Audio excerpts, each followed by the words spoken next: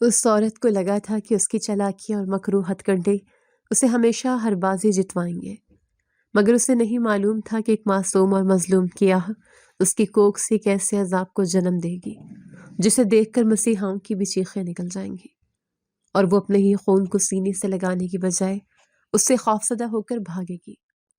وہ سمجھتی تھی کہ رشتے توڑنا اور گھر اجاڑنا اس کی سب سے بڑی فتح ہے، لیکن قدرت اس کے غرور کو ایک ایسی عبرتناک شکل میں خاک میں ملانے والی تھی جس کا تصور ہی روح فنا کر دینے کے لیے کافی تھا۔ میرا نام نائلہ ہے، اور میں نے اپنی زندگی کے ہر قدم پر صرف اپنی مرضی چلانا سیکھا تھا۔ میری ماں ایک انتہائی ہوشیار اور دنیا دار عورت تھی جس نے مجھے ہمیشہ یہی سکھایا تھا کہ سسرال میں راج کرنا ہے تو پہلے دن سے ہی سب کو اپنے جوتے کی نوک پر رکھنا پڑے گا۔ میری ایک بڑی بہن بھی تھی جو اپنے سسرال والوں سے لڑ جھگڑ کر طلاق لے کر میکے میں بیٹھی تھی، اور اس کی باتیں بھی میرے لیے کسی قانون سے کم نہیں ہوتی تھی۔ اسلم مجھ پر جان چھڑکتا تھا۔ وہ میرا چچا زاد تو نہیں تھا، لیکن ہماری فیملیز کا اٹھنا بیٹھنا تھا۔ اسلم کی بچپن سے منگنی اس کی اپنی چچا زاد سے ہو چکی تھی، لیکن میں نے اپنے حسن اور میٹھی باتوں کے جال میں اسے ایسے الجھایا کہ وہ اپنے گھر والوں کے سامنے کھڑا ہو گیا۔ میں اس چڑیل سے شادی نہیں کروں گا۔ اگر میری شادی نائلہ سے نہ ہوئی تو میں یہ گھر چھوڑ کر چلا جاؤں گا۔ اسلم نے اپنے باپ کے سامنے کھڑے ہو کر دو ٹوک الفاظ میں اعلان کیا۔ اس کی آنکھوں میں بغاوت کی چمک تھی اور مٹھیاں سختی سے بھینچی ہوئی تھی۔ تابندہ بیگم نے اپنا سینہ پیٹ لیا اور روتے ہوئے چلائی، کیا بکواس کر رہے ہو تم؟ خاندان میں ہماری ناک کٹ جائے گی، اور اس نائلہ میں ایسا کیا سرخاب کا پڑ لگا ہے جو تم اپنی عزت داؤ پر لگا رہے ہو؟ میں اس کی چالاک ماں کو بہت اچھی طرح جانتی ہوں۔ وہ عورت ہمارے گھر کو دیمک کی طرح چاٹ جائے گی۔ ان کا چہرہ غصے اور دکھ سے سرخ ہو رہا تھا اور آواز رند گئی تھی۔ مجھے عزت ذلت کا کوئی لیکچر نہیں سننا۔ میرا فیصلہ اٹل ہے۔ اگر اس گھر میں دلہن بن کر کوئی آئے گی تو وہ صرف نائلہ ہوگی، ورنہ آپ لوگ میرا مرا ہوا منہ دیکھیں گے۔ اسلم نے مڑتے ہوئے انتہائی سرد لہجے میں جواب دیا اور دروازہ زور سے مار کر کمرے سے باہر نکل گیا۔ اس کے باپ نے بھی اسے بہت سمجھانے کی کوشش کی، مگر وہ میری محبت میں اندھا ہو چکا تھا۔ تابندہ بیگم خون کا گھونٹ پی کر رہ گئی۔ وہ کسی صورت مجھے اپنی بہو تسلیم کرنے کو تیار نہیں تھی، لیکن اکلوتے بیٹے کی ضد اور گھر چھوڑنے کی دھمکی کے سامنے انہیں گھٹنے ٹیکنے پڑے۔ اسلم نے اپنی چچا زاد سے رشتہ توڑ دیا، جس کے نتیجے میں خاندان میں ایسا ہنگامہ کھڑا ہوا کہ بدلے میں اسلم کی بہن سمیرہ کی بھی طے شدہ شادی ٹوٹ گئی۔ یوں میں نے اس گھر میں قدم رکھنے سے پہلے ہی ان کی خوشیوں کو آگ لگا دی تھی۔ شادی کے بعد میں نے وہی کیا جو میری ماں اور بہن نے مجھے سکھایا تھا۔ میں سارا دن اپنے کمرے میں بستر پر پڑی رہتی، نہ کچن میں قدم رکھتی اور نہ ہی کسی کام میں ہاتھ بٹاتی۔ تابندہ بیگم سارا دن کام کر کے تھک جاتی، اور جب ان کے صبر کا پیمانہ لبریز ہوتا تو وہ سیدھا اسلم کے پاس پہنچ جاتی۔ تمہاری لائی ہوئی یہ مہارانی سارا دن پلنگ توڑتی رہتی ہے۔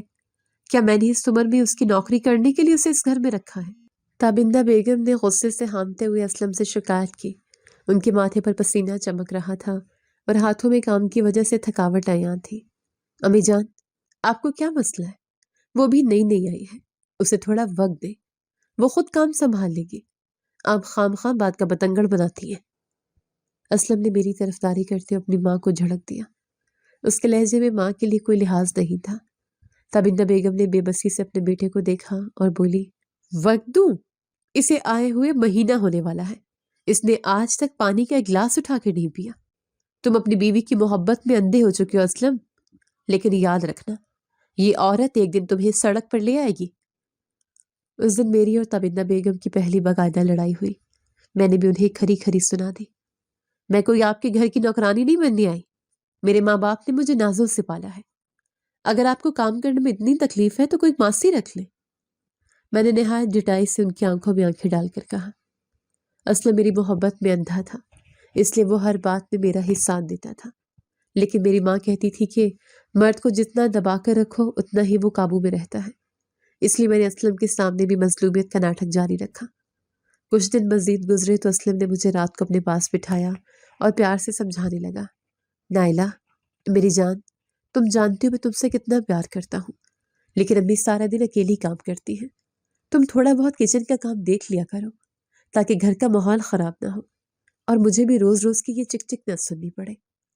اسلم نے میرا ہاتھ اپنے ہاتھ میں لیتے ہوئے نرمی سے کہا۔ میں نے منہ بسوڑتے ہوئے جواب دیا، ٹھیک ہے، اگر آپ کہتے ہیں تو میں کل سے کام کر لوں گی، لیکن آپ کی ماں اور بہن کے طعنے مجھ سے برداشت نہیں ہوتے۔ اگلے دن میں بادل نخواستہ کچن میں جانے لگی۔ ایک شام میں چائے بنا رہی تھی اور سمیرہ پاس ہی کھڑی برتن دھو رہی تھی۔ مجھے اس کی شکل سے ہی چڑھ تھی، کیونکہ وہ ہر وقت مجھے گھورتی رہتی تھی۔ میں نے چائے کا کپ سلیب پر رکھنے کی بجائے جان بوجھ کر تھوڑا سا اس کی طرف کھسکا دیا۔ کھولتی ہوئی چائے سیدھی سمیرہ کے ہاتھ پر گری اور وہ چیخ مار کر پیچھے ہٹ گئی۔ ہائے میرا ہاتھ جل گیا، یہ اندھی ہو گئی ہے کیا؟ اسے نظر نہیں آتا کہ کوئی پاس کھڑا ہے؟ سمیرہ درد سے بلبلاتے ہوئے چلائی۔ اس نے اپنا جلا ہوا ہاتھ دوسرے ہاتھ سے پکڑ رکھا تھا اور اس کی آنکھوں سے آنسو بہ رہے تھے۔ تبیدہ بیگم دوڑتی ہوئی کچن میں آئی اور سمیرہ کا سرخ پڑتا ہوا ہاتھ دیکھ کر ان کا غصہ قابو سے باہر ہو گیا۔ اس ڈائی نے جان بوجھ کے میری بچی پر گرم چائے گرائی ہے، میں اسے زندہ نہیں چھوڑوں گی، اس کے دل میں ہمارے لیے زہر بھرا ہوا ہے۔ تبیدہ بیگم نے میری طرف جھپٹتے ہوئے مجھ پر ہاتھ اٹھانے کی کوشش کی۔ میں نے بھی زور زور سے چیخنا شروع کر دیا اور روتے ہوئے کہا، یہ خود اندھی ہے، اس نے اپنا ہاتھ جان بوجھ کر بیچ میں دیا ہے تاکہ مجھے آپ سب کے سامنے جھوٹا ثابت کر سکے۔ میں تو آرام سے چائے نکال رہی تھی، یہ مجھ پر الزام لگا رہی ہے۔ اسی شور شرابے میں اسلم گھر میں داخل ہوا۔ اس نے سمیرہ کا جلا ہوا ہاتھ اور اپنی ماں کی چیخوں پکار دیکھی تو پہلی بار اس کا پارا ہائی ہو گیا۔ تم اندھی ہو کیا؟ تمہیں نظر نہیں آتا کہ چائے کہاں رکھ رہی ہو؟ سمیرہ کا پورا ہاتھ جل گیا ہے اور تم اوٹ پٹانگ بہانے بنا رہی ہو۔ اسلم نے میری طرف غصے سے دیکھتے ہوئے کہا۔ اس کا چہرہ غصے سے سرخ ہو رہا تھا۔ میں نے آپ کی بہن پر چائے نہیں پھینکی ہے، یہ مجھ پر جھوٹا الزام لگا رہی ہے۔ آپ کو میری کوئی پرواہ نہیں ہے، بس اپنی ماں اور بہن کی باتیں سنتے ہیں۔ میں نے روتے ہوئے مگر تلخ لہجے میں جواب دیا اور مگرمچھ کے آنسو بہانے لگی۔ اسلم نے آگے بڑھ کر ایک زوردار تھپڑ میرے منہ پر دے مارا۔ میرا سر چکرا کر رہ گیا۔ بکواس بند کرو اپنی، میں دیکھ رہا ہوں کہ تم جان بوجھ کر اس گھر کا سکون برباد کر رہی ہو۔ اس نے دھاڑتے ہوئے کہا۔ یہ ہماری شادی کے بعد مجھ پر اٹھنے والا پہلا ہاتھ تھا۔ میں نے رو رو کر پورا گھر سر پر اٹھا لیا، لیکن اس دن مجھے اندازہ ہو گیا کہ اسلم اب میری ہر بات پر آنکھیں بند کر کے یقین نہیں کرے گا۔ اس دن کے بعد سے ہمارے گھر میں روزانہ کا محاذ کھل گیا۔ تبیدہ بیگم نے مجھ پر نظر رکھنا شروع کر دی۔ میں کچن میں جاتی تو وہ گنتی کرتی کہ میں نے کتنا آئل استعمال کیا ہے، کتنا آٹا گوندا ہے۔ ان کی ٹوکا ٹوکی نے میرا جینا حرام کر دیا تھا۔ تم نے اس ہڈیا میں پورا ٹبا تیل کا ڈیل دیا ہے۔ کیا تم اپنے باپ کے گھر سے تیل کے کنویں ساتھ لائی تھی کہ یہاں بے دردی سے چیزیں ضائع کر رہی ہو؟ تبیدہ بیگم نے ہڈیا میں تیرتا ہوا تیل دیکھ کر مجھے تانا دیا۔ ان کی آنکھوں میں شدید حقارت تھی۔ میں کوئی آپ کی طرح کنجوس نہیں ہوں کہ پانی ابال کر اس میں سبزیاں ڈال دوں اور اسے سالن کا نام دے دوں۔ اچھا کھانا بنانا ہے تو چیزیں تو لگے گی، اگر اتنی ہی تکلیف ہے تو خود بنا لیا کریں، مجھ سے مت کروایا کریں یہ سب۔ میں نے ڈٹ کر انتہائی بدتمیزی سے جواب دیا۔ کچھ دن بعد مہینے کا راشن وقت سے پہلے ختم ہو گیا تو تبیدہ بیگم نے گھر میں طوفان کھڑا کر دیا۔ وہ سیدھا اسلم کے پاس گئی اور بولی، اسلم، یہ عورت ہمارے گھر کا سارا راشن اپنی اس طلاق ماں اور طلاق یافتہ بہن کو دے آتی ہے۔ یہ لوگ بھوکے ننگے ہیں اور ہمارے پیسوں پر پل رہے ہیں۔ مہینے کا راشن 15 دن میں ختم ہو گیا ہے۔ میں نے خود اسے تھیلے بھر بھر کر باہر بھیجتے دیکھا ہے۔ یہ سن کر میرے تن بدن میں آگ لگ گئی۔ میں نے تبیدہ بیگم کی طرف منہ کر کے چلانا شروع کر دیا۔ آپ بکواس کر رہی ہیں، جھوٹی ہیں آپ۔ میری ماں اور بہن کو بیچ میں مت لائیں، وہ آپ لوگوں سے 1000 درجے بہتر ہیں۔ آپ خود سارا راشن چھپا دیتی ہیں اور الزام مجھ پر لگا رہی ہیں۔ تمہاری زبان بہت چلنے لگی ہے، بے شرم عورت، تم میرے گھر میں رہ کر میری چوری کر رہی ہو۔ تبیدہ بیگم نے میرے قریب آ کر مجھے دھکا دیا۔ میں نے بھی انہیں گالیاں دینا شروع کر دی۔ اسلم کو بیچ میں آ کر مجھے دھکے دے کر کمرے میں بند کرنا پڑا۔ میری ماں اور بہن ویسے ہی انہیں زہر لگتی تھی اور اب ان کے تانوں نے مجھ میں ان کے لیے نفرت کی آگ کو مزید بھڑکا دیا تھا۔ ایک روز میں اپنی ماں کے گھر ملنے گئی۔ وہاں میری ماں اور بہن نے مجھے خوب پٹیاں پڑھائیں کہ میں اس گھر میں اپنا روب کیسے قائم کروں اور کیسے ماں بیٹی کو ان کی اوقات یاد دلاؤں۔ جب میں شام کو واپس آئی تو گھر میں کوئی نیا ہنگامہ میرا انتظار کر رہا تھا۔ میں سیدھی اپنے کمرے میں گئی تو دیکھا کہ میری الماری کا دروازہ کھلا ہوا ہے، سامان بکھرا پڑا ہے اور میرا سارا سونا اور نقدی وہاں سے غائب ہے۔ میں نے زور زور سے چیخنا شروع کر دیا۔ میری آواز سن کر تابندہ بیگم اور سمیرہ دوڑتی ہوئی آئی۔ کیا ہوا ہے؟ کیوں طوفان برپا کیا ہوا؟ پورے محلے کو اکٹھا کرنا ہے کیا؟ تابندہ بیگم نے پریشانی سے پوچھا۔ میرا سونا کہاں ہے؟ میری الماری سے میرے زیور اور پیسے کس نے نکالے ہیں؟ ابھی صبح تو سب یہی تھا۔ میں نے پاگلوں کی طرح الماری کا سارا سامان فرش پر پھینکتے ہوئے کہا۔ میرا سانس بری طرح پھول رہا تھا۔ سمیرہ نے گھبرا کر کہا، بھابی، میں تو صرف بھائی کے دھونے والے کپڑے لینے اس کمرے میں آئی تھی۔ میں نے تو الماری کو ہاتھ بھی نہیں لگایا۔ مجھے کیا پتا آپ کا سونا کہاں ہے؟ تم ہی نے چرایا ہے میرا سونا۔ تم دونوں ماں بیٹی مل کر مجھے لوٹنا چاہتی ہو۔ تم چور ہو۔ تم شروع سے ہی میری دشمن ہو۔ میں نے سمیرہ کے گریبان پر ہاتھ ڈالتے ہوئے پوری طاقت سے چیخ کر کہا۔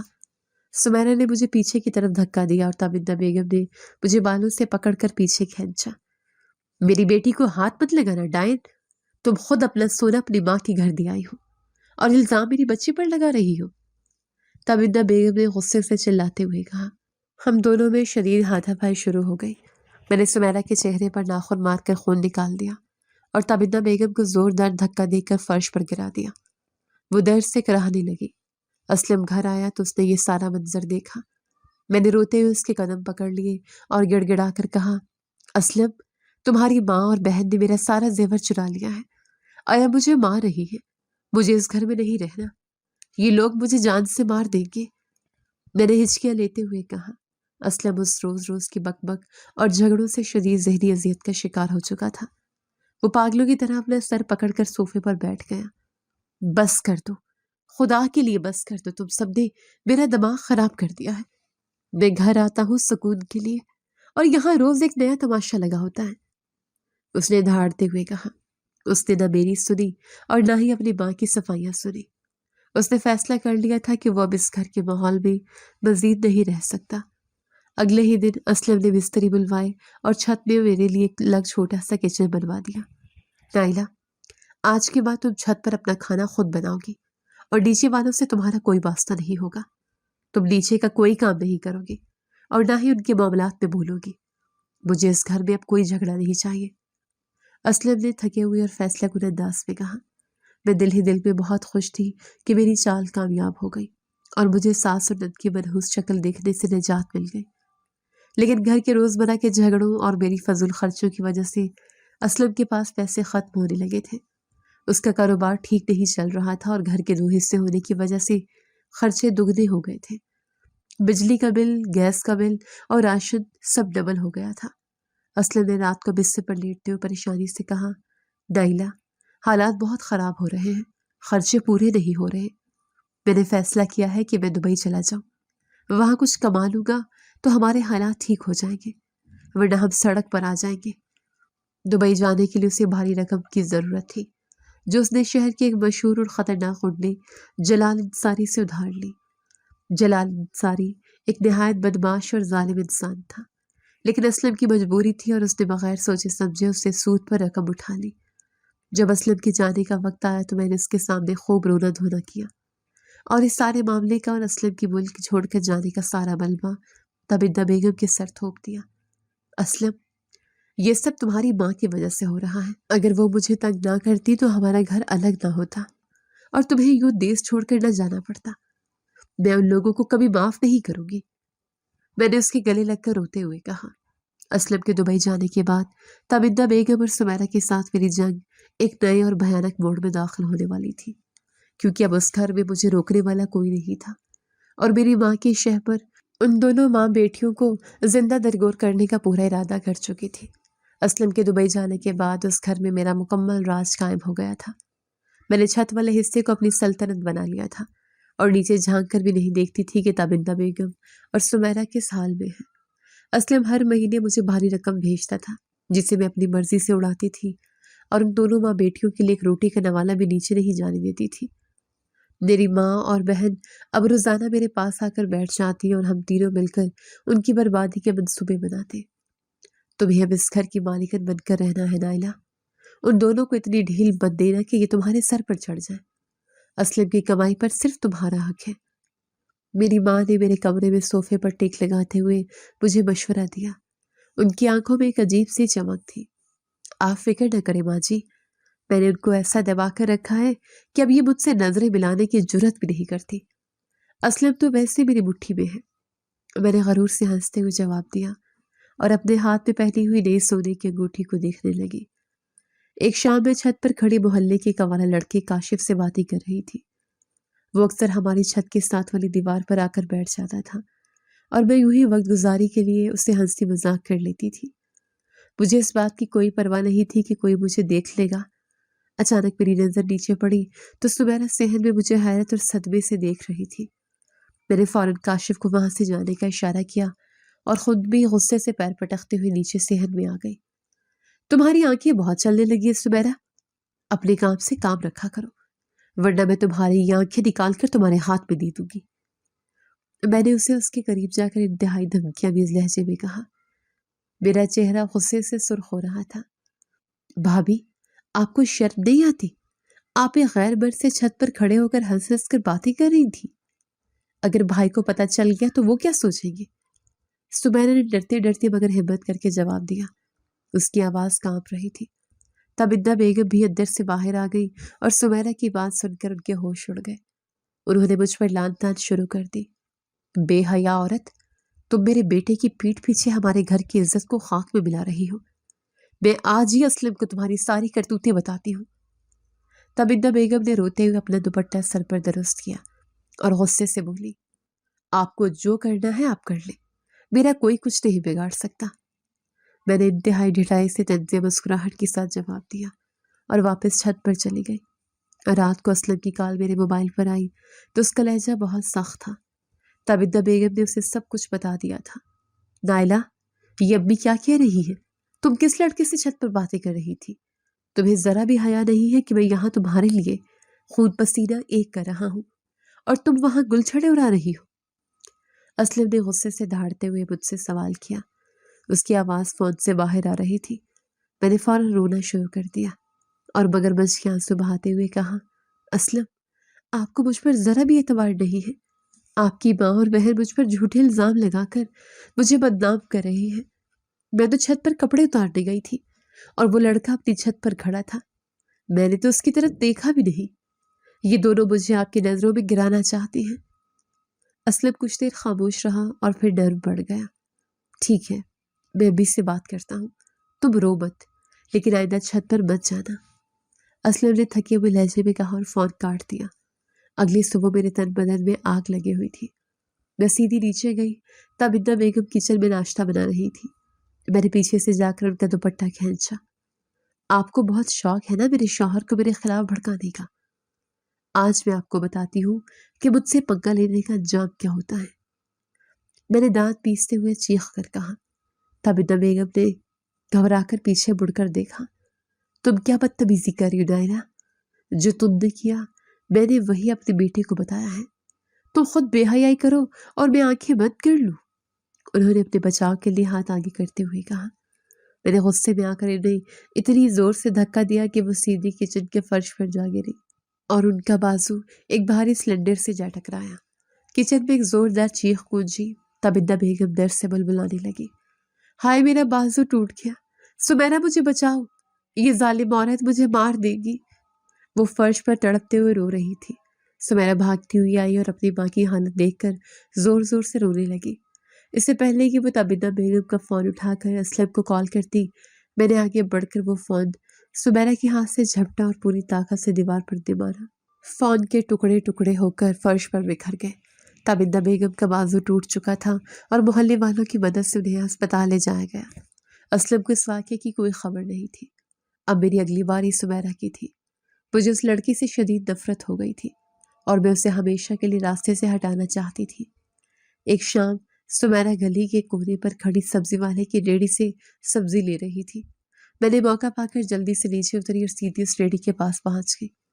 मैंने जानबूझकर जोर जोर से चीखना शुरू कर दिया। अरे ओ सब्जी वाले, अपनी नजरें नीची रख लो। मेरी नंद को क्या इशारे कर रहा है? मैं कब से देख रही हूँ तुम दोनों का ये चक्कर। मैंने गली में तूफान खड़ा करते हुए ऊंची आवाज में चिल्लाना शुरू किया। सब्जी वाला गरीब आदमी था। वो घबराकर हाथ जोड़ने लगा। बाजी, खुदा का खौफ करे, मैं तो अपनी रोटी कमा रहा हूँ।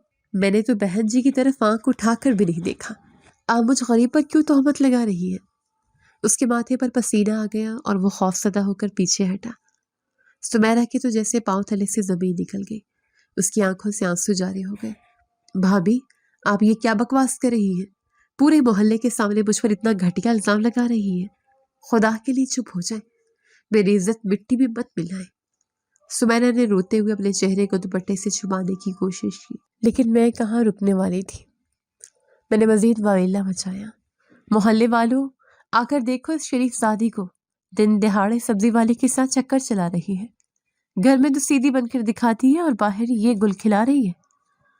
میری چیخوں پکار سن کر گلی کی ساری عورتیں اپنے گھروں سے باہر نکل آئیں۔ خواتین نے سمیرہ کو گھیر لیا اور طرح طرح کی باتیں بنانا شروع کر دی۔ ہائے ہائے، کیسی بے شرم لڑکی ہے، ہم تو اسے بہت شریف سمجھتے تھے، اس کی ماں نے اسے یہی تربیت دی ہے۔ ایک پڑوسن نے منہ بناتے ہوئے سمیرہ کی طرف حقارت سے دیکھا۔ سمیرہ روتی ہوئی اپنے گھر کی طرف بھاگی، لیکن میں اپنا کام کر چکی تھی۔ سمیرہ کی عزت پورے محلے میں نیلام ہو چکی تھی، اور اس واقعے کے بعد اس کے رشتے آنا بالکل بند ہو گئے۔ اب میری کوشش تھی کہ کسی طرح سمیرہ کو اس گھر سے رخصت کر دوں تاکہ میں سکون سے یہاں رہ سکوں۔ میں نے اپنی ماں کی مدد سے ایک بہت ہی بوڑھے اور غریب شخص کا رشتہ سمیرہ کے لیے ڈھونڈا۔ وہ آدمی عمر میں تابندہ بیگم کے برابر تھا اور اس کی پہلی بیوی مر چکی تھی۔ میں خوشی خوشی وہ رشتہ لے کر تابندہ بیگم کے پاس نیچے گئی۔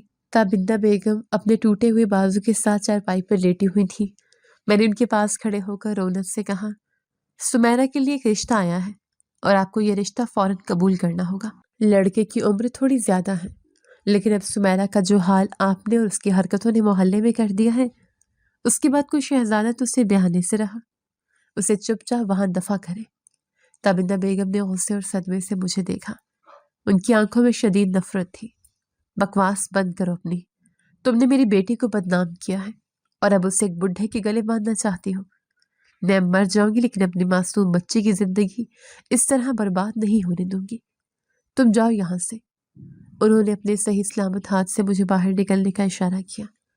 میں نے دانت پیستے ہوئے جواب دیا، ٹھیک ہے، مت کرے شادی، ساری زندگی اس بوجھ کو اپنے سینے پر بٹھا کر رکھے اور لوگوں کے تانے سنے۔ مجھے کیا؟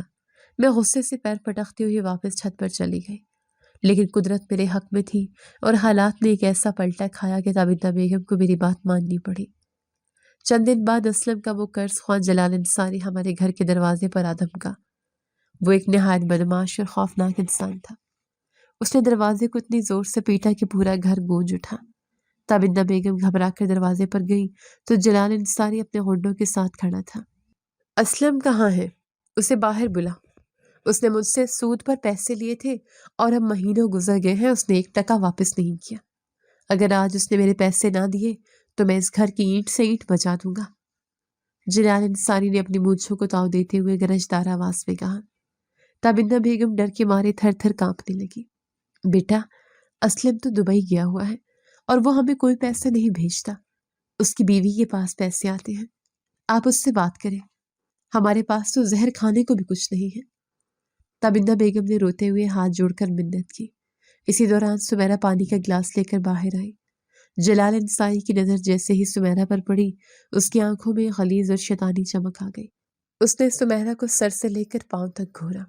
اچھا، اگر پیسے نہیں ہیں تو اس لڑکی کو میرے حوالے کر دو، میں تمہارا سارا قرضہ معاف کر دوں گا، اور اگر تم نے میری بات نہ مانی تو میں کل اس لڑکی کو دن دہاڑے یہاں سے اٹھا کر لے جاؤں گا اور تم لوگ کچھ نہیں کر پاؤ گے۔ جلال انصاری نے خوفناک کہہ لگاتے ہوئے کھلی دھمکی دی۔ تابندہ بیگم کے پاؤں تلے سے زمین نکل گئی۔ انہوں نے جلدی سے سمیرہ کو اندر دھکیلا اور دروازہ بند کر لیا۔ وہ روتی ہوئی میرے پاس چھت پر آئی اور میری منتیں کرنے لگی، نائلہ، خدا کے لیے اسلم نے جو پیسے بھیجے ہیں وہ مجھے دے دو تاکہ میں اس غنڈے کا منہ بند کر سکوں۔ وہ میری بچے کو اٹھا لے جائے گا، مجھ پر رحم کرو۔ وہ میرے قدموں میں گر کر رونے لگی۔ میں نے انتہائی بے حسی سے اپنے ناخن صاف کرتے ہوئے جواب دیا، میرے پاس کوئی پیسے نہیں ہیں، اسلم نے مجھے کچھ نہیں بھیجا اور میں اس غنڈے کے منہ کیوں لگوں؟ آپ جانے اور آپ کی بیٹی جانے، میں نے تو آپ کو ایک بڈھے کا رشتہ لا کر دیا تھا، آپ نے خود ٹھکرا دیا۔ تابندہ بیگم کو اب کوئی راستہ نظر نہیں آ رہا تھا۔ جلال انصاری کی دھمکی نے ان کے روح تک کو کمپا دیا تھا۔ انہیں معلوم تھا کہ وہ غنڈہ اپنے کہے پر عمل کرے گا اور ان کی بیٹی کی عزت محفوظ نہیں رہے گی۔ رات بھر روتے رہنے کے بعد انہوں نے کڑوا گھونٹ بھرا اور اس بڈھے کے راشتے کے لیے ہاں کر دی۔ اگلے ہی ہفتے سمیرا کی اس بوڑھے شخص کے ساتھ نہایت سادگی اور خاموشی سے شادی کر دی گئی۔ سمیرا روتی بلکتی اس گھر سے رخصت ہو گئی اور میں چھت پر کھڑی اس کی بربادی کا تماشا دیکھ دیکھ کر دل میں ہی خوش ہو رہی تھی کہ میں نے کس طرح ایک ایک کر کے اپنے راستے کے کانٹے صاف کر دی ہیں۔ اب اس گھر میں صرف ایک معذور ساس بچی تھی جس پر حکومت کرنا میرے بائیں ہاتھ کا کھیل تھا۔ میں نے سمیرا کی رخصتی کے بعد تابندہ بیگم کو دیکھ کر ایک فاتحانہ مسکراہٹ بکھیری اور اپنے کمرے میں چلی گئی۔ سمیرا کی رخصتی کے کچھ ہی دن بعد مجھے اپنے اندر ایک عجیب سی تبدیلی محسوس ہونے لگی۔ طبیعت میں بوجھل پن اور چکر آنے پر میں نے ہسپتال جا کر ٹیسٹ کروایا تو میری خوشی کی انتہا نہ رہی۔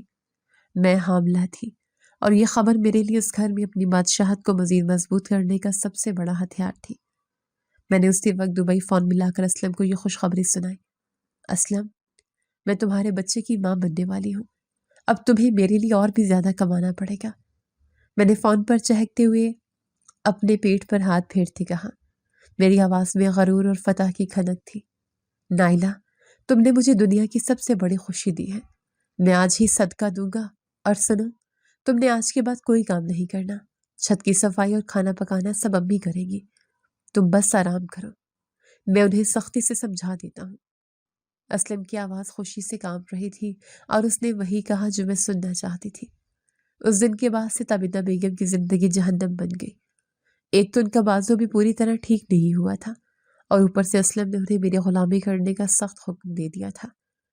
ایک شب سمیرا صحن میں چارپائی پر بیٹھی تھی اور تابندہ بیگم اس کے سر میں گرم تیل کی مالش کر رہی تھی۔ ماں بیٹی اپنے دکھڑے رو رہی تھی اور مجھے ان کا یوں مل کر بیٹھنا ایک آنکھ نہیں بھا رہا تھا۔ میں جان بوجھ کر ان کے پاس سے گزرنے لگی تاکہ ان کی باتیں سن سکوں۔ تابندہ بیگم باتوں میں اتنی مگن تھی کہ ان کے ہاتھ سے تیل کی کٹوری چھلکی اور تھوڑا سا تیل فرش پر گر گیا۔ میں نے دھیان نہیں دیا اور میرا پاؤں اس تیل پر آ گیا۔ میں پھسلی مگر میں نے جلدی سے چارپائی کا پایا پکڑ لیا جس سے میں گرنے سے بال بال بچی، لیکن میرا غصہ ساتویں آسمان پر پہنچ گیا۔ اندھی ہو گئی ہے کیا آپ دونوں ماں بیٹی؟ جان بوجھ کر تیل گرایا ہے تاکہ میں پھسل کر گر جاؤں اور میرا بچہ ضائع ہو جائے۔ آپ لوگوں کی نظروں میں میرا بچہ کھٹک رہا ہے۔ میں نے پوری طاقت سے چیخنا شروع کر دیا اور تابندہ بیگم کی طرف جھپٹی۔ تابندہ بیگم گھبرا کر کھڑی ہو گئی اور اپنے ہاتھ جوڑتے ہوئے بولی، نہیں نائلہ، خدا کی قسم میں نے جان بوجھ کر نہیں کیا۔ وہ باتوں میں کٹوری ہل گئی تھی۔ مجھے معاف کر دو، میں ابھی صاف کر دیتی ہوں بیٹی۔ آپ جھوٹی ہیں، مکار ہیں، آپ میری اور میرے بچے کی جان لینا چاہتی ہیں۔ میں آج آپ دونوں کی بوٹیاں نوچ لوں گی۔ میں نے غصے سے پاگل ہوتے ہوئے تابندہ بیگم کو زوردار دھکا دیا۔ سمیرا اپنی ماں کو بچانے کے لیے بیچ میں آ گئی۔ بھابھی کیا کر رہی ہیں آپ؟ میری ماں کو کیوں مار رہی ہیں؟ ان سے غلطی ہو گئی ہے، خدا کے لیے تماشا مت بنائیں۔ سمیرا نے مجھے پیچھے ہٹانے کی کوشش کی۔ تمہاری اتنی جرت کہ تم مجھے ہاتھ لگاؤ؟ میں نے اپنا پورا زور لگا کر سمیرا کو پیچھے کی طرف دھکا دیا۔ میرا غصہ قابو سے باہر تھا اور میں نے یہ نہیں دیکھا کہ پیچھے کیا ہے۔ سمیرا کا توازن بگڑا اور وہ تیزی سے پیچھے کی طرف گری۔ اس کا سر چارپائی کے موٹے اور لکڑی کے سخت پائے سے اتنی زور سے ٹکرایا کہ ایک خوفناک آواز آئی۔ سمیرا نے ایک ہلکی سی چیخ ماری اور زمین پر گر کر بے سدھ ہو گئی۔ اس کے سر سے خون کا فوارہ پھوٹ پڑا اور لمحوں میں فرش سرخ ہو گیا۔ تابندہ بیگم نے جب اپنی بیٹی کو خون میں لت پت دیکھا تو ان کی ایک دل خراش چیخ فضا میں گونجی، میری بچی، میری سمیرا کو کیا ہو گیا؟ نائلہ، تم نے میری بیٹی کو مار دیا۔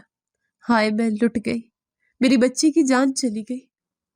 وہ پاگلوں کی طرح سمیرا کے پاس گری اور اس کا خون سے لت پت سر اپنی گود میں رکھ لیا۔ میں بھی ایک لمحے کے لیے خوفزدہ ہو گئی۔ میں نے سمیرا کی نبض چیک کی تو وہ دم توڑ چکی تھی، اس کا سانس رک چکا تھا۔ میرا دل تیزی سے دھڑکنے لگا لیکن میں نے فوراً خود کو سنبھالا۔ اگر کسی کو پتہ چل جاتا کہ سمیرا میری وجہ سے مری ہے تو میں سیدھی جیل جاتی اور میری ساری بادشاہت خاک میں مل جاتی۔ میں نے جلدی سے کچن میں جا کر سبزی کاٹنے والا تیز دھار چاقو اٹھایا اور تابندہ بیگم کے سر پر جا کر کھڑی ہو گئی۔ میری آنکھوں میں وحشت تھی اور چہرہ درندگی سے بھرا ہوا تھا۔ چپ کر جائے، بالکل آواز نہ نکلے آپ کی، ورنہ میں یہ چاقو آپ کے پیٹ میں اتار دوں گی۔ میں نے چاقو کی نوک ان کی گردن پر رکھتے ہوئے انتہائی سرد اور شفاف لہجے میں کہا۔ تابندہ بیگم نے خوف اور صدمے سے پھٹی ہوئی آنکھوں سے مجھے دیکھا۔ وہ اپنی بیٹی کی لاش پر رونا چاہتی تھی، مگر میری درندگی نے ان کی آواز حلق میں دبا دی تھی۔ تو ایک قاتل ہے نائلہ، تو نے میری بیٹی کی جان لی ہے، خدا تجھے غارت کرے۔ انہوں نے روتے ہوئے سسکیوں کے درمیان کہا، اگر آپ نے کسی کے سامنے میں یہ بکواس کی تو اگلی لاش آپ کی ہوگی۔ چپ چاپ سب کو بتائیں کہ سمیرہ کا پاؤں پھسلا تھا اور وہ سر کے بل گر کر مر گئی۔ اگر میرے خلاف ایک لفظ بھی بولا تو میں اسلم کو بتاؤں گی کہ آپ نے مجھے مارنے کی کوشش کی تھی، اور میں ثبوت بھی بنا لوں گی، سمجھی آپ؟ میں نے چاقو کو ان کی گردن پر تھوڑا سا اور دباتے ہوئے دھمکی دی۔ وہ بیچاری ان پڑھ اور صدمے سے نڈھال عورت میری دھمکیوں کے سامنے ہار گئی۔ محلے والے اکٹھے ہوئے تو تابندہ بیگم نے روتے ہوئے وہی کہانی سنائی جو میں نے انہیں رٹوائی تھی۔ یوں میں نے اتنی آسانی سے ایک قتل پر پردہ ڈال دیا اور سمیرہ کو خاموشی سے دفنا دیا گیا۔ کچھ دن گزرے تو میرے لیے ایک اور مصیبت کھڑی ہو گئی۔ وہ محلے کا آوارہ لڑکا کاشف، جس سے میں چھت پر باتیں کرتی تھی، وہ مجھے بلیک میل کرنے لگا۔ ایک دن اس نے میرا راستہ روکا، مسکراتے ہوئے میرے سامنے کھڑا ہو گیا۔ نائلہ بی بی، کیا حال ہے؟ سنا ہے ساس کو خوب دبا کر رکھا ہوا ہے۔ دیکھو، میرے پاس تمہاری کچھ تصویریں ہیں جب تم مجھ سے چھت پر ہنس ہنس کر باتیں کرتی تھی۔ اگر تم نے مجھے 5 لاکھ روپے نہ دیے تو میں یہ تصویریں سیدھا دبئی تمہارے شوہر کو بھیج دوں گا۔ کاشف نے انتہائی کمینے پن سے مسکراتے ہوئے اپنے موبائل کی اسکرین میری طرف کی۔ میرے تو جیسے پیروں تلے سے زمین نکل گئی، میرا رنگ پیلا پڑ گیا۔ کاشف، خدا کا خوف کرو، میرے پاس اتنے پیسے کہاں سے آئیں گے؟ تو مجھے کیوں برباد کرنے پر تلے ہو؟ میں نے گھبراہٹ کو چھپاتے اسے ڈرانے کی کوشش کی، مگر میری آواز کانپ رہی تھی۔ مجھے کوئی کہانی مت سناؤ، تمہارے پاس 2 دن کا وقت ہے، ورنہ تمہارا سارا کچا چھٹا تمہارے شوہر اور پورے محلے کے سامنے ہوگا۔ اس نے آخری وارننگ دی اور وہاں سے چلا گیا۔ میں شدید خوف اور پریشانی کا شکار ہو گئی۔ اسلم نے مجھے اتنے پیسے کبھی نہیں بھیجے تھے، اور میرا اپنا سونا میں بیچ نہیں سکتی تھی، کیونکہ اسلم پوچھتا۔ مجھے اچانک اپنے بھائی کی یاد آئی جو شہر میں غیر قانونی گروہ کے ساتھ مل کر اعضاء اسمگل کرنے کا کام کرتا تھا۔ میں سیدھی اپنی ماں کے گھر گئی اور اپنے بھائی کو ساری صورتحال بتائی۔ تم پریشان مت ہو نائلہ، پیسے کا بندوبست ہو جائے گا، بس تمہیں یہ کام کرنا ہے۔ اپنی اس بڑھیا ساس کو میرے پاس لے آؤ، میں اس کا ایک گردہ نکال کر بیچ دوں گا، تجھے تیرے پیسے مل جائیں گے اور اس بڑھیا کو پتہ بھی نہیں چلے گا۔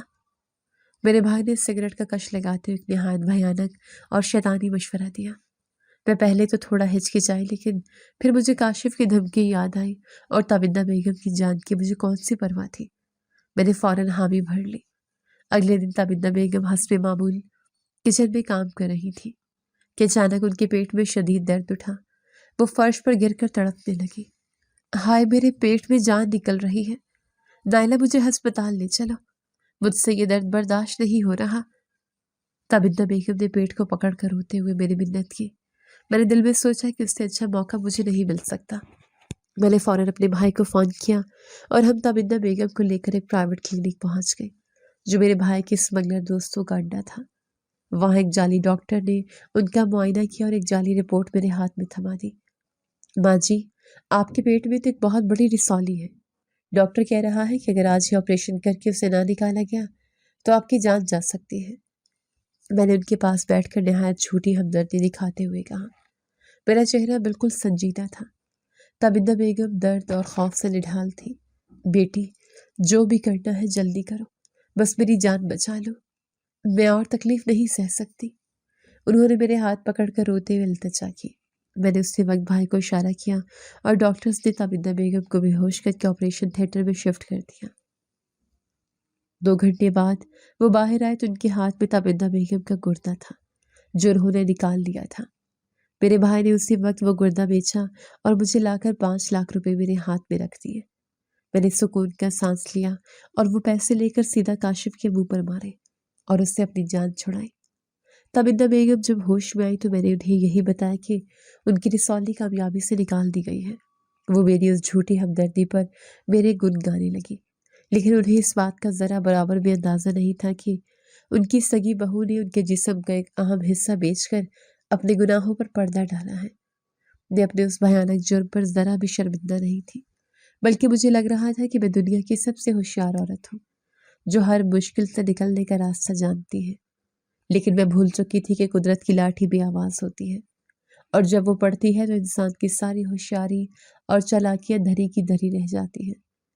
میں سمجھتی تھی کہ میں نے تابندہ بیگم کا گردہ بیچ کر بہت بڑا مارکا مار دیا ہے اور اپنے تمام گناہوں پر ہمیشہ کے لیے پردہ ڈال دیا ہے، لیکن قدرت کی لاٹھی بھی آواز تھی اور میرے غرور کا انجام بہت قریب تھا۔ گردہ نکالے جانے کے کچھ عرصے بعد بھی تابندہ بیگم کے پیٹ اور کمر کا درد ختم نہیں ہوا۔ وہ سارا دن درد سے کراہتی رہتی، لیکن میں ان کی حالت پر ذرا بھی ترس نہیں کھاتی تھی۔ ایک روز محلے کی ایک نرس نے تابندہ بیگم کی پرانی اور نئی رپورٹس دیکھی تو اس کے ہوش اڑ گئے۔ اس نے تابندہ بیگم کو صاف بتا دیا کہ ان کا آپریشن رسولی کا نہیں ہوا تھا، بلکہ ان کا ایک گردہ نکالا جا چکا ہے۔ تابندہ بیگم یہ سن کر دھاڑے مار کر رونے لگی اور روتی پیٹتی سیدھی میرے پاس چھت پر آئی۔ نائلہ، تو انسان نہیں، ایک درندہ ہے۔ تو نے پیسوں کی خاطر مجھ بڑھیا کا گردہ بیچ دیا۔ تجھے خدا کا ذرا بھی خوف نہیں آیا؟ تابندہ بیگم نے روتے ہوئے اپنا گریبان چاک کر لیا اور صدمے سے زمین پر گر پڑی۔ ان کی آنکھوں سے آنسو کا سیلاب رواں تھا۔ میں نے انتہائی بے حسی سے ان کی طرف دیکھا اور رونق سے جواب دیا، تو کیا ہوا؟ میرے شوہر کی کمائی پر مفت میں پل رہی ہے۔ یہ اسی کا کرایہ تھا جو میں نے وصول کر لیا ہے۔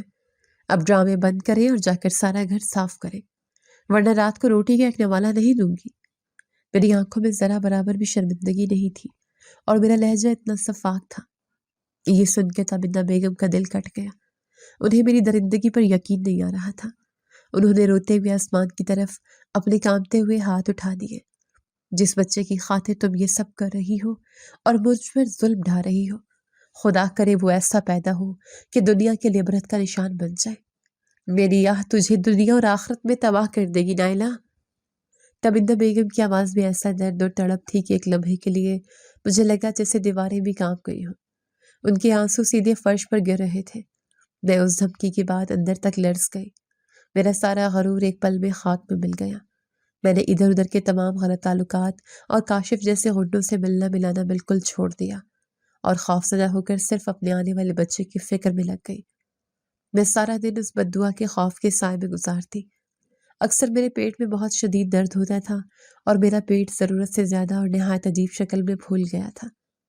میری طبیعت ہر وقت خراب رہنے لگی تھی اور مجھے چلنے پھرنے میں بھی شدید اذیت کا سامنا کرنا پڑتا تھا۔ ماں، میرے پیٹ میں جان لیوا درد ہے۔ مجھے لگتا ہے کہ مجھے ساس کی بد دعا لگ گئی ہے۔ میرا بچہ ٹھیک تو ہے نا؟ مجھے بہت ڈر لگ رہا ہے۔ میں نے بستر پر تڑپتے ہوئے اپنی ماں سے رو کر کہا۔ میرے ماتھے پر پسینے کے قطرے چمک رہے تھے۔ میری ماں نے حقارت سے منہ بناتے ہوئے جواب دیا، تیری ساس نے تجھ پر کالے علم کے تعویذ کروائے ہیں، اس لیے تو بیمار رہتی ہے۔ وہ تیری خوشی نہیں دیکھ سکتی۔ میں کل ہی کسی عامل سے اس جادو کی کاٹ کرواتی ہوں۔ اس کی آواز میں تابندہ بیگم کے لیے زہر بھرا تھا اور وہ اپنی روایتی مکاری سے مسکرا رہی تھی، لیکن میرا دل جانتا تھا کہ یہ کوئی جادو نہیں بلکہ اس مظلوم عورت کی سچی بد دعا کا اثر تھا جو سیدھا آسمان تک پہنچا تھا۔ وقت گزرتا گیا اور میری حالت بگڑتی گئی۔ بالآخر وہ بھیانک دن آ گیا جب مجھے شدید تکلیف کے باعث ہسپتال لے جایا گیا۔ ڈیلیوری روم میں جب بچہ پیدا ہوا تو بجائے بچے کے رونے کی آواز کے اچانک ڈاکٹرز کی خوفناک چیخیں نکل گئی۔ یا خدایا، یہ کیسی مخلوق ہے؟ اسے جلدی سے مجھ سے دور کرو۔ یہ تو انسان کا بچہ لگتا ہی نہیں۔ لیڈی ڈاکٹر خوف سے پیچھے ہٹ گئی اور اس کے ہاتھ بری طرح کانپنے لگے۔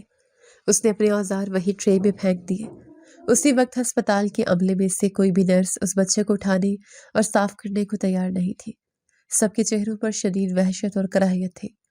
میں نے نیم بے ہوشی کی حالت میں اس بچے کی طرف دیکھا تو میری روح تک کانپ گئی اور میرا سانس سینے میں اٹک گیا۔ بچے کی سکن بہت کھردری اور جانوروں جیسی عجیب سی تھی۔ اس کا سر بالکل irregular شیپ میں تھا، کہیں سے پچکا ہوا اور کہیں سے ابھرا ہوا۔ اس کے منہ کے نقش اس حد تک بگڑے ہوئے تھے کہ آنکھیں اپنی جگہ پر نہیں تھی اور ہونٹ کٹے ہوئے تھے۔ یہاں تک کہ اس بچے کے پیٹ میں کوئی چیز صاف حرکت کرتی ہوئی محسوس ہو رہی تھی، جیسے کوئی کیڑا اندر رینگ رہا ہو۔ جب وہ بچہ رویا تو اس کے منہ سے انسانوں جیسی نہیں بلکہ انتہائی عجیب اور خوفناک آوازیں نکلنے لگی، جو کسی جنگلی جانور کے چیخوں جیسی تھی۔ اسے مجھ سے دور لے جاؤ، میں اسے نہیں دیکھنا چاہتی، یہ میرا بچہ نہیں ہو سکتا، اسے یہاں سے غائب کر دو۔ میں نے اپنے چہرے پر ہاتھ رکھ لیے اور دھاڑے مار کر رونے لگی۔ میں آنکھوں میں وحشت اور دل میں شدید ترین خوف تھا۔ میں خود اپنے خون کو دیکھنے سے انکاری تھی۔ میں دنگ رہ گئی تھی، میرا دماغ معاف ہو چکا تھا۔ تب مجھے تبندہ بیگم کے اٹھائے ہوئے ہاتھ اور ان کی وہ درد بھری خوفناک بددعا یاد آئی۔ مجھے اپنی تمام کرتوتیں سمیرا کو چارپائی کی طرف دھکا دے کر مارنا اور ساس کو بے ہوش کر کے ان کا گردیا بیچنا، سب اپنی آنکھوں کے سامنے ایک فلم کی طرح گھومتا ہوا محسوس ہوا۔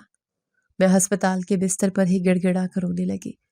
تابندہ بیگم خبر سن کر روتی ہوئی میرے پاس کمرے میں آئی تو میں نے بستر سے گر کر ان کے قدم پکڑ لیے۔ مجھے معاف کر دے، میں بہت بڑی گناہ گار ہوں۔ میں نے ہی سمیرا کو دھکا دے کر مارا، میں نے ہی پیسوں کے لیے آپ کا گردہ بیچا تھا۔ یہ بچہ میرے انہی گناہوں کا عذاب ہے۔ خدا کے لیے مجھے دل سے معاف کر دے، ورنہ میں تباہ ہو جاؤں گی۔ میں نے گڑ گڑاتے ہوئے اپنے سارے گناہوں کا اعتراف کر لیا۔ میری ہچکیاں بند گئی تھیں اور میرا چہرہ آنسوں سے تر تھا۔ تبندہ بیگم کی آنکھوں سے دکھ اور صدمے کے باوجود آنسو بہہ نکلے۔ انہوں نے میرے سر پر ہاتھ رکھا اور نرمی سے بولی، میں نے تجھے اللہ کے واسطے معاف کیا بیٹی، جو ہونا تھا وہ ہو گیا۔ اب تو سچے دل سے اپنے رب کے حضور توبہ کر لے۔ اللہ غفور الرحیم ہے، وہ سب کی سنتا ہے۔